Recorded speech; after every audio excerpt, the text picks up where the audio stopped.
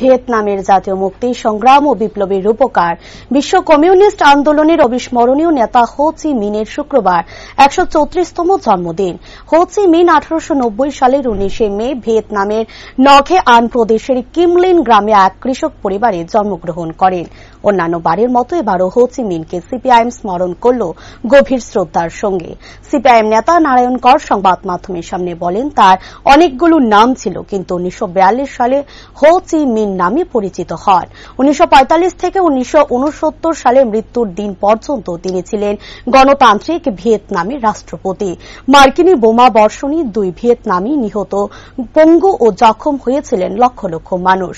১৯৭৫ সালে ভিয়েতনামে মার্কিন যুক্তরাষ্ট্রের পরাজয়ের পর এক রাষ্ট্রে পরিণত হয় উত্তর ও দক্ষিণ ভিয়েতনাম। সে সময় থেকে সমাজতন্ত্রে অবিচল এই দেশ।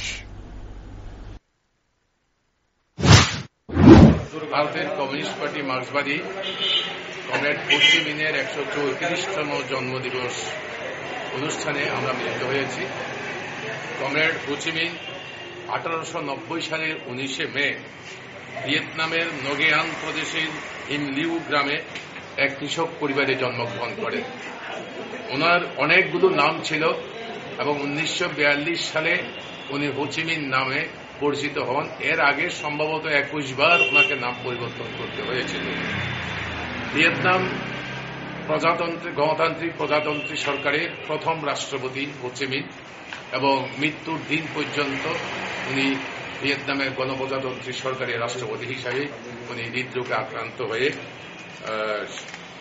১৯৬৯ সালের ৩০শে এপ্রিল উনি প্রয়াত হন।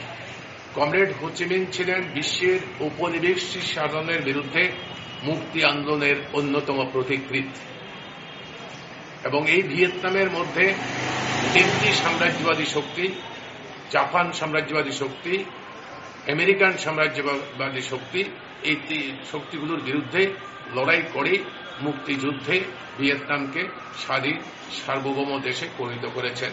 শেষ পর্যন্ত